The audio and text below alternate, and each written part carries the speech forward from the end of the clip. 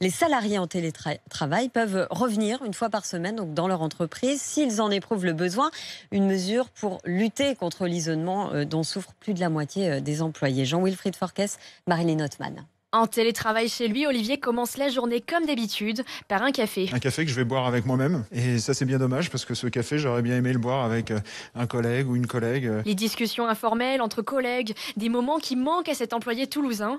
Alors quand il apprend qu'il pourra revenir un jour par semaine... Moi, je suis très content d'avoir cette possibilité. Je suis assez fan du télétravail, mais pas à 100%. Puis voir des gens physiquement. Voir des gens. Dans le contexte sanitaire, le télétravail peut être vécu comme une autre privation de lien social.